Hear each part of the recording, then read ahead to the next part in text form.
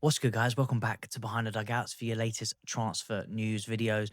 And hopefully by now the dust has settled and we've all gotten over the frustrating performance that we had against Crystal Palace on Sunday. And we are now got our eyes set on the game against West Ham on Friday. But before we even get into any of that, there is some new stories to cover. We've got some new information on Nicholas Jackson, Christopher Nkunku, Alejandro Garnacho and Xavi Simons and how all these deals intertwine together, as well as Xabi Alonso has spoken out on Rodrygo and has Eze chosen his next club. We're going to cover that all here right now, starting with the latest on Xavi Simons and Garnacho.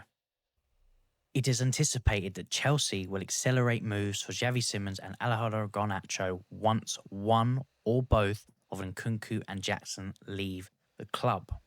Fabrizio has then come out with further information on this that Chelsea, they keep working on Nkunku and Jackson exits. Premier League clubs AC Milan informed on Jackson's situation. Nothing advanced yet. Nkunku and Bayern talks continue while there's still no agreement. Xavi Simons is waiting. Now, look, I think we're all very aware that in order for us to make the signing of Xavi Simons or Alejandro Garnacho, we were going to make a few more player sales, and that's what the club wanted to do and the approach they wanted to take. We've now got a few names that they are considering selling to bring these players in, one of them being Nkunku, who we know has been on the radar of being sold for quite a while, and Nicholas Jackson recently over the summer. It's been touted with the acquisitions of João Pedro and Liam Delap that he was going to become surplus to requirements and potentially would be looking for a new challenge himself. And that's what's come about as recent weeks. He has asked to evaluate his options, hence why we are now seeing some more rumours and more clubs interested. So, yes, it's frustrating because a lot of us, like myself, would like these deals in terms of incomings to be done, but as well as the outgoings, because we've had like a week where we were shifting players really quickly and we were getting them out the door and we were bringing the players in that we needed, like Joel Hatto. And then it's just sort of all slowed down. And I do have a feeling that these deals could be going right down to the wire. There is a lot of talk at the moment about Nkunku and Bayern, which we're going to get into in a second. And then, as mentioned by Fabrizio, Nicholas Jackson has suitors in terms of who have acquired about him in AC Milan and a few Premier League clubs. We know Newcastle are a potential suitor. They're currently still chasing Johan Visser from Brentford, but there seems to be a bit of a block on that because Brentford don't want to sell 40 million, which Newcastle are, bidding for until they bring in another player to, replace Visser, or they won't accept anything less than 60 million, and Newcastle at the moment are not willing to pay that, which again, I find a little bit strange. I know different age gap, but Visser's been in the Premier League for a while, done it for, a few seasons, but they were willing to pay 80, 90 million for Sesko, but not 60 million for Visser. Strange one, but it helps us because if Visser is off the table, Jackson is going to be an option for Newcastle and one of their sort of last options left to go for. Now, Nkunku is an interesting one. We've known for quite a while, as well as the player, that he is going to be sold. And Bayern Munich is not a team that has just come out of nowhere. If we cast our minds sort of back in January, if I'm not mistaken, they had already agreed terms with Nkunku about the potential transfer in January, but Chelsea since blocked this. It never materialised because we wanted to keep Jackson and Nkunku to finish off the season.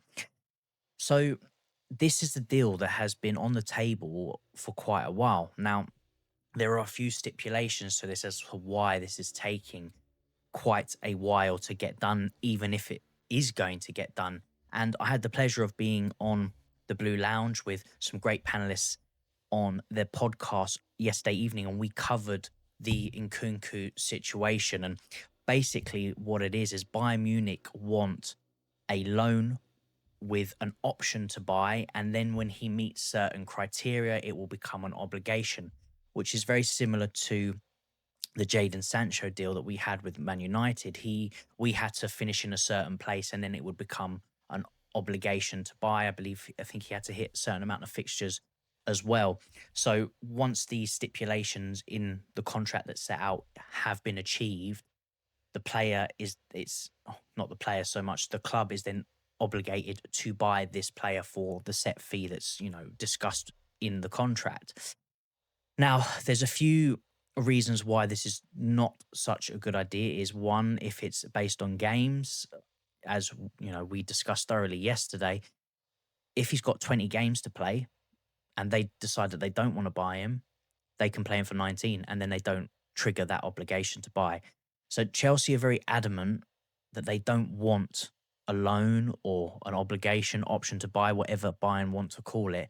They want a permanent solution for Nkunku. And not only that, Nkunku wants a permanent solution because if you think from the player side, he's going to a club on loan.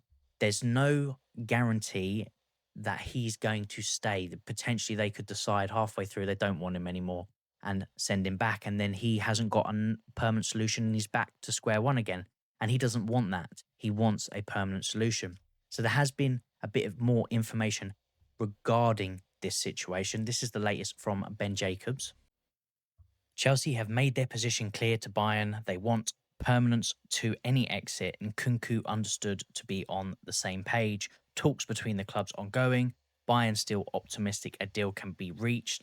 Different formulas being discussed. Yeah, so this basically just reaffirms the stance that the club want a permanent solution for Nkunku rather than a loan with an option to then an obligation to buy. And I do get this, and again, the club want to make sales. They want to shift players on to bring in the likes of Xavi Simons and Alejandro Garnacho. And if you've got a player going on loan that could potentially come back, that's not a permanent solution. It is a solution for now. It gets his wages off the books, which is, is good because they're not paying his wages for a season, but the player could still end up coming back. And then we've got another bloated squad and we have to try again to try and shift him on next summer. And the club don't want the hassle and they want to get him off the books. So I understand that. Do I think this deal is going to go through? I think yes. Again, as I said, it's not something that's just come out of nowhere. They've been sniffing around Nkunku for a while. They have also sadly lost Musiala to a nasty injury in the Club World Cup. So they are in need of a 10 slash, shadow striker to help with Harry Kane and to fill the void for the time being until Musiala comes back. So yes, I do think this potentially could go through. To what level? I don't know. Will Chelsea keel over and just bend the knee to a loan with an obligation to buy potentially if they're that desperate to get him off the books? But we'll see. I think a permanent solution is the best option. I think Nkunku, he's done it in Germany before. It makes sense. He will do well there. He will do well for Bayern again. Bayern, apart from, the couple of seasons where Bayer Leverkusen had been top dog and obviously won it that season under Xavi Alonso, Bayern Munich really just run away with that league. So I don't expect Nkunku to struggle within that squad, and they are a good team. But, we'll keep a close eye on this, but this could be one that's going to go down to the deadline day, which again could slow down the like of Xavi Simons and Garnacho to Chelsea. The other player in Nicholas Jackson, there is some more rumours on him. Another Premier League club, which we've spoken about quite a few weeks back, are still interested, and that's Aston Villa. So this is the latest on Villa. Aston Villa have added Nicholas Jackson to their shortlist and are closely monitoring his situation. Talks have already taken place. Several clubs are interested. FC Bayern have also gathered information, but a move to Munich is not happening. The 24-year-old versatile striker is still on the verge of leaving Chelsea. Aston Villa now there. Another deal that I think could go down to the wire. Yes, I think Jackson would definitely suit Villa.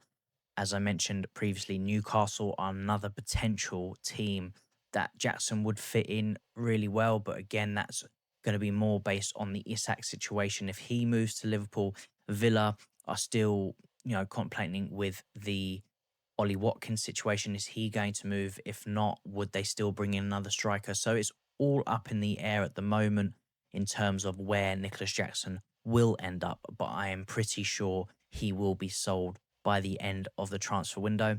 I think the thing that's holding it up the most is probably the transfer fee. Now, Chelsea have, made it apparent that they want around £80 million for Nicholas Jackson.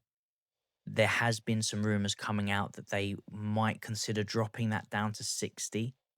So do I think they do want the full 80? No, I think this was just a benchmark price based on the other players moving in the transfer window in similar positions, similar ages with similar numbers, which does make sense. As I said, the club are looking at what other players are moving for and, setting their value based on that, that data. But I do feel that they would probably accept around 60, 65 million pounds if that type of offer was to come in for Nicholas Jackson. Again, it's a player that wants away, a club that like we're not interested if he's going to stay or not. Maresca, again, he's not part of the squad at all. So it's clear that if he was to go, the club wouldn't have a problem in selling him. So it's this one again, it's just going to be a matter of time. I think if we lower the price, people will be snapping our hands off, and I think we could still see him in the Premier League. And I think that's going to be the most likely situation for him because I don't think outside of the Premier League, I know AC Milan's been mentioned, it briefly mentioned on Bayern Munich, they just don't have the funds to facilitate a move for Nicholas Jackson. So I do think he's going to stay within the Premier League, and I wouldn't be surprised if it's to either Aston Villa or Newcastle at this point. Now, Rodrygo, a name that has been floating on the lips of many a fan from many a clubs, including this one. There was a time where Chelsea were linked and looking at the potential move for Rodrygo.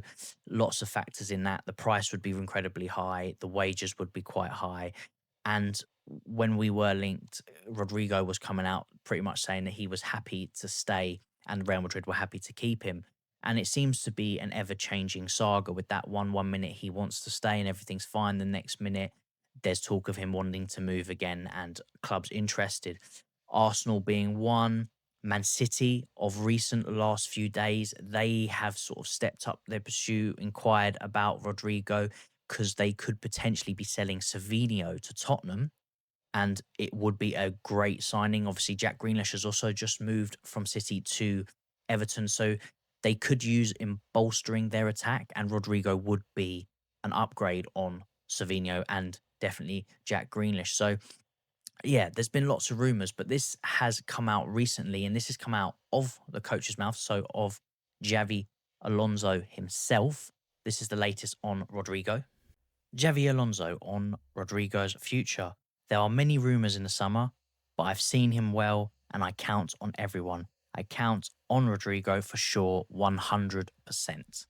Read into that one what you will, but generally, if a coach coming out saying that he values the player, he counts on the player, generally the player is probably going to stick around. You can just take the Jackson situation at Chelsea. Maresca has come out in the press conference saying, anything can happen and that Jackson is wanting to look at his options.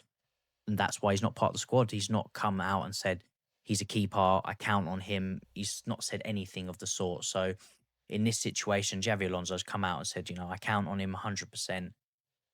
He's probably going to end up staying. I would much prefer if he would stay because I don't want to see him going to a club like City or Arsenal for that matter.